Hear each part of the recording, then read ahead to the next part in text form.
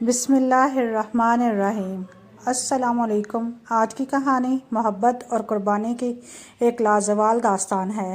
کہانی شروع کرنے سے پہلے آپ سے گزارش ہے میرے چینل صبح کہانی کو سبسکرائب کر کے بیل آئیکن کو پریس کر دیں تاکہ آپ کو ایسی لازوال کہانیاں سننے کو ملتی رہیں۔ چلتے ہیں کہانی کی طرف۔ تقسیم کے بعد جو دردناک داستانیں سننے میں آئیں ان میں بوٹا سنگھ کی رودات بھی ناقابل فراموش ہے۔ جلندھر کے ایک کسان بوٹا سنگھ نے زینب کو بلوائیوں سے 1500 روپے میں خریدا، اس کی جان بچائی تھی۔ اس کے بعد اس نے سکھوں کے رسم و رواج کے مطابق باقاعدہ اس سے شادی کر کے اپنی بیاہتا دلہن بنا کر رکھ لیا تھا۔ شادی کے 11 مہینے کے بعد زینب ایک لڑکی کی ماں بن گئی۔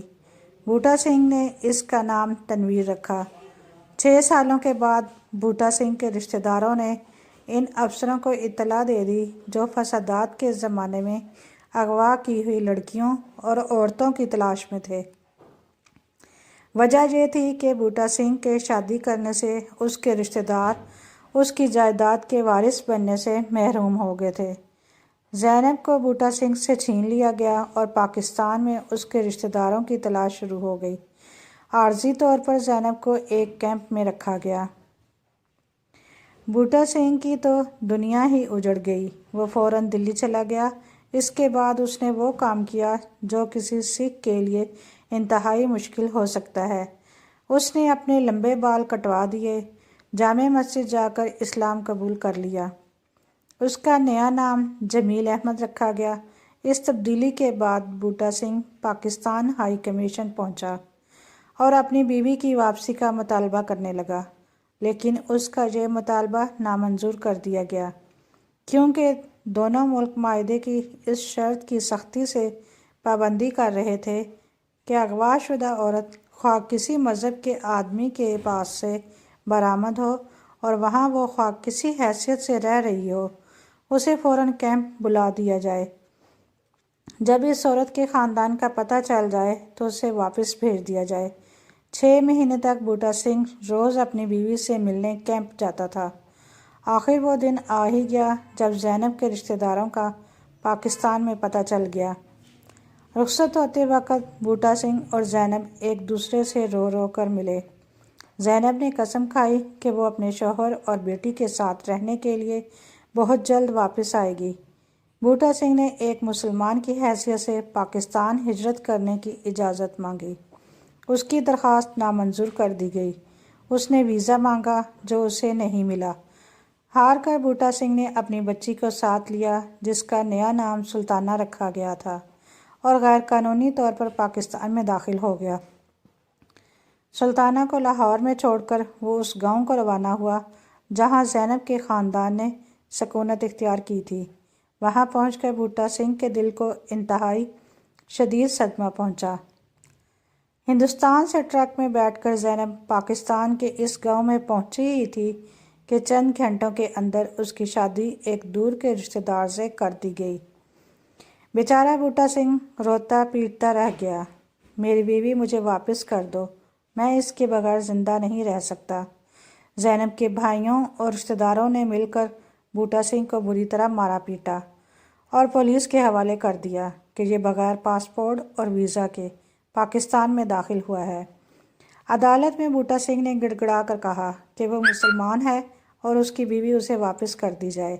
اگر اسے ایک بار بیوی سے ملنے کا موقع دیا جائے تو وہ یہ خود پوچھ کر تسلی کر لے گا کہ وہ اپنی بیٹی کے ساتھ رہنے کے لیے ہندوستان واپس جائے گی یا وہ اپنی مرضی سے پاکستان میں رہنا چاہتی ہے۔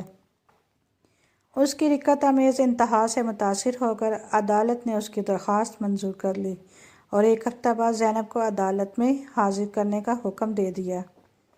اخباروں کے ذریعے اس معاملے کی خبر پھیل چکی تھی اور جب تاریخ معینہ پر زینب عدالت میں لائی گئی تو وہ بری طرح سہمی ہوئی تھی۔ اسے اپنے بہت سے رشتہ داروں کے ہجوم کے نیچے عدالت کے سامنے حاضر ہونا تھا۔ بوٹا سنگھ کی طرف اشارہ کیا، کیا تم اسے جانتی ہو؟ زینب نے لڑکھڑائی ہوئی آواز میں جواب دیا، ہاں، یہ میرا پہلا شوہر ہے۔ زینب نے اپنی لڑکی کو بھی کہا۔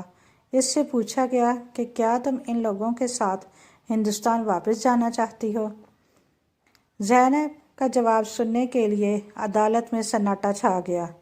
ایک طرف بوٹا سنگھ اور اس کی بیٹی کی نظریں اس پر جمی ہوئی تھیں، دوسری طرف اس کا موجودہ شوہر اور اس کے تمام رشتہ دار اس کی طرف آنکھیں لگائے ہوئے تھے۔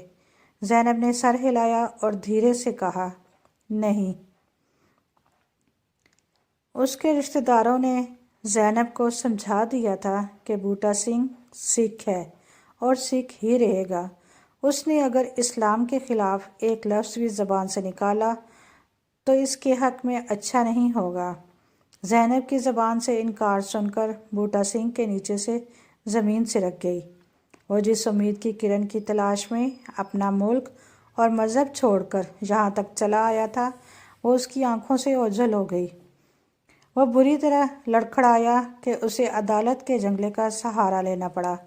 جب اس نے اپنے آپ کو سنبھالا تو بولا اور زینب کی طرف بڑھا، ٹھیک ہے، لیکن میں تم سے تمہاری بیٹی نہیں چھین سکتا، میں اسے تمہارے سپرد کیے جاتا ہوں۔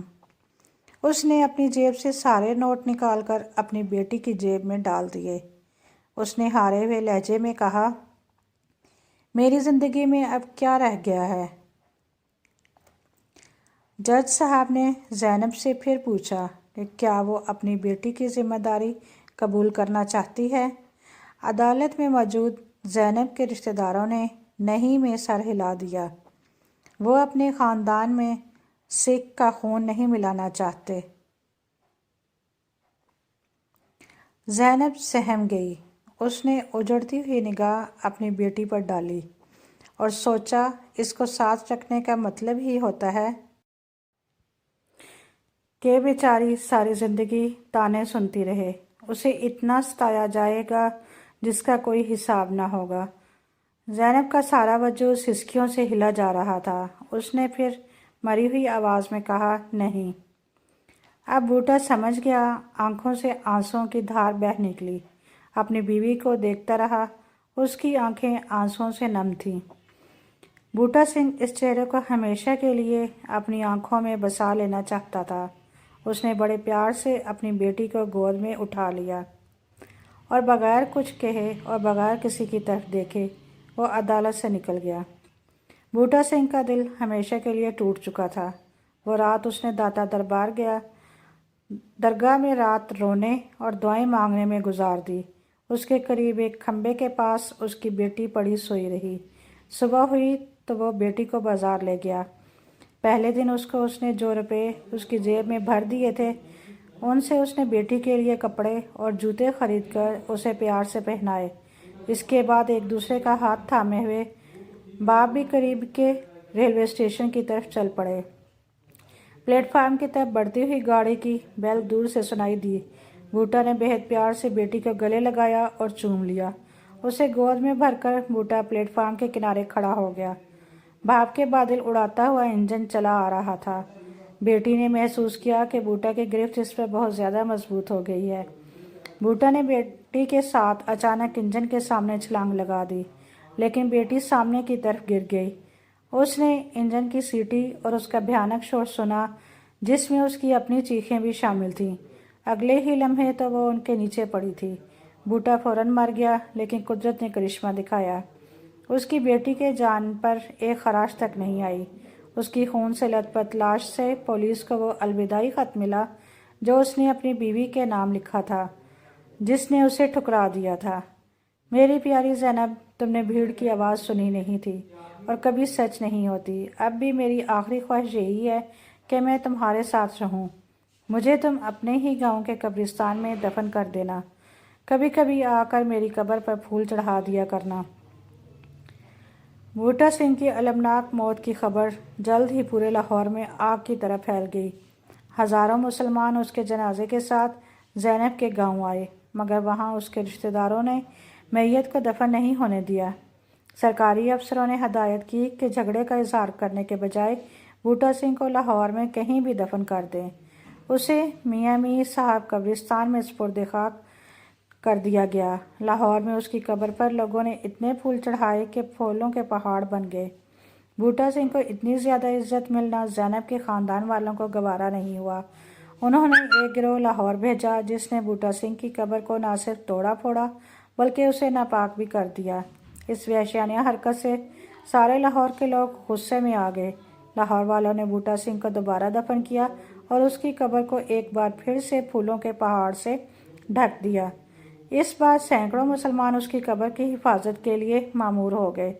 بوٹا سنگھ کی بیٹی سلطانہ کو لاہور کے ایک خاندان نے منہ بھلی بیٹی بنا کر پالا۔ آخری وقت تک وہ اپنے شوہر اور 3 بچوں کے ساتھ لاہور میں رہ رہی ہے۔